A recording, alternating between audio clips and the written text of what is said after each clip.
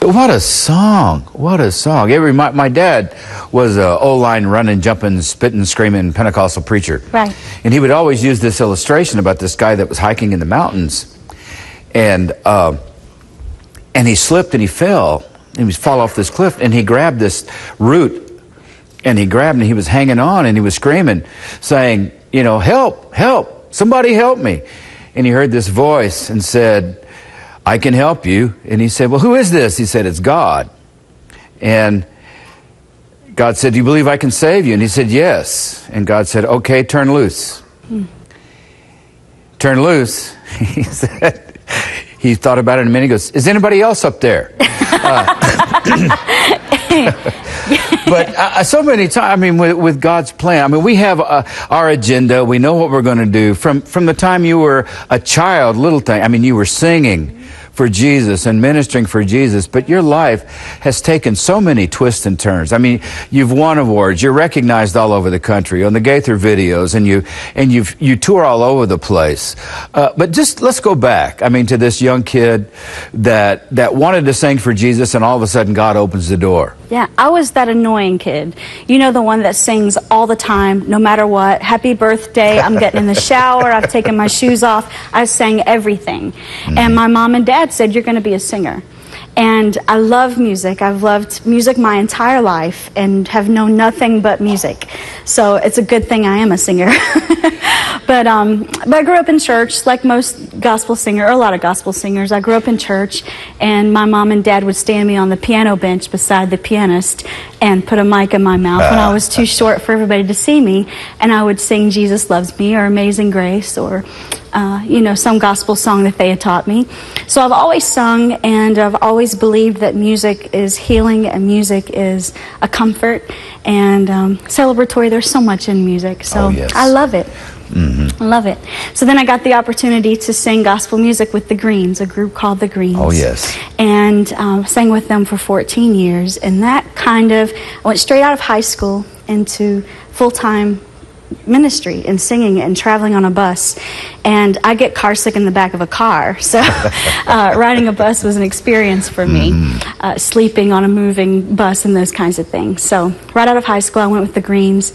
And 2 years into my career with the Greens, I started dating the owner of the Greens, Tony Green. Tony. And we fell in love and got married a couple years later. Married him in 2001. Right. So.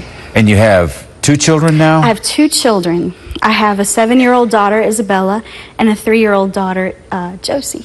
And they are the delight of my life. They do everything to make mommy happy. So they're good. Well, you know the song, God Has Another Plan, and I've known you a long time and been such a fan of your singing. Oh, I mean, goodness. you're just incredible. But all of a sudden, a few years ago, Tony gets ill. Right. And but I want you to just go into that story. Sure. Talk about that. 6 months into our marriage, Tony was diagnosed with kidney failure.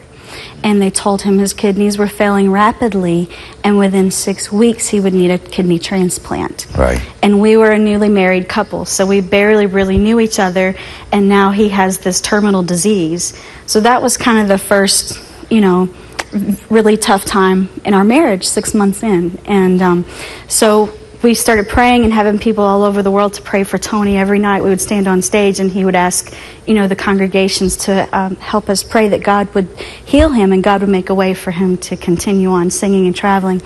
And God did. God healed him and God kept him for 8 years. And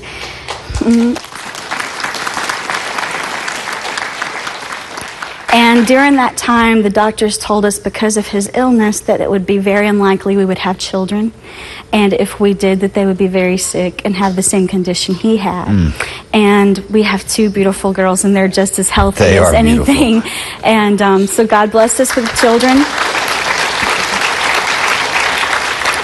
And God blessed us with a wonderful testimony of how, you know, faithfulness and obedience, that he honors that, and that...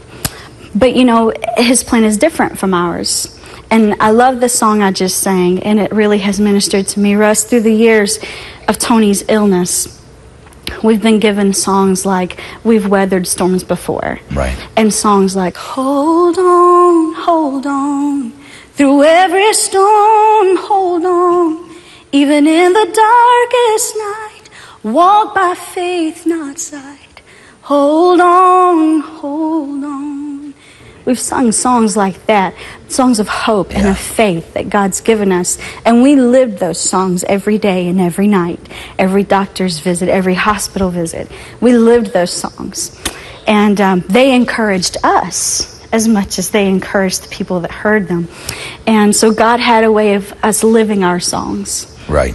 And in 2008, Tony became very, very ill with the kidney failure and began dialysis. And he did peritoneal dialysis and he did hemodialysis and had infections, complications with the dialysis. And then finally in 2009, he became so ill that they said he has to have a transplant because these methods are not working. And so I went to the doctors and I was tested to be a donor for him. And the doctor said had we been twins, we wouldn't have been a better match. Wow. So God made us perfectly matching each other. So this is the abbreviated version of fitting 13 years into 10 minutes. But we had a kidney transplant in August of 2009. And they took your kidney? They took my left kidney and placed it in Tony. And immediately, the kidney functioned immediately. And he was just like a new man. I went into the ICU unit. The surgery is actually harder on the donor than it is the recipient because my body's well. Right. And then something's taken out and my body's freaking out because it's like, what just happened? Right. You know, but his body was sick and they put a good organ in there and then he was well. So it was a couple of days before I could see him, and when I went into the ICU unit, and the minute I saw him, he looked like the healthiest person I'd ever seen. And he was sitting up, he was like, Daisy, he called me Daisy, and I called him Buck. And he was like, Daisy, come in here. I've never felt so good. And he still had, you know, everything hooked up to him. And he wanted to jump out of the bed and run. I mean, just immediately, he was a different man. And so through all of the illnesses, and it felt like, you know, horrible times we had been through the years, we finally felt like, this is it. God's going to give us our healing. We're going to go on with our kids, and we're going to have a fantastic life. And we just knew that it was all okay then. And a year later, in 2010 of July, Tony got pneumonia. And the problem is when you have a transplant, they on purpose put your immune system very low so your body won't reject that transplanted organ. So when they did that, he couldn't fight the pneumonia. And so from July was kind of the start of the worst things. You know, when we thought it couldn't get any worse, it got worse. Right. And so then by September, his lungs had developed this disease so acutely, and his body couldn't fight it.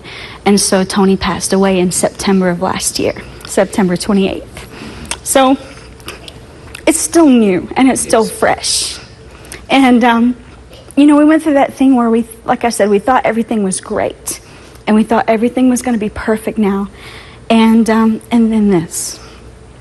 So I really went through a terrible time of, well, God, I'm reading your word and I'm learning your promises, and we've been through all this stuff. We have 2 kids that need their father, and he's gone. So now what? Right. You know? And, you know, just the fact of not having Tony was lonely, but then, thank you, but then you question where God is through all this. Absolutely. Why did this happen? And, you know, I knew he was omnipotent. He knows everything, but that wasn't my plan. Right. I want my husband here. Yes. And with his children and with me. And so it's been a really tough 10, 11 months lately. But and your children, their ages again were? 7 and 3 now. You were telling me a story about how the youngest one when you went to, you took them to, they wanted to see the grave where their father was buried. But tell that story you were telling me about, the different responses between both of them. Tony was a funeral director, and he had a very dry sense of humor and told jokes that I just didn't think were funny, but he thought they were hysterical. And he would tell them over and over. Well, my 7-year-old has his personality and his sense of humor and wit, and her name's Isabella. And so there was a long time, until about 6 weeks ago, I just couldn't go visit the grave. I couldn't believe he was there. I couldn't believe he was, under that dirt. I couldn't believe it.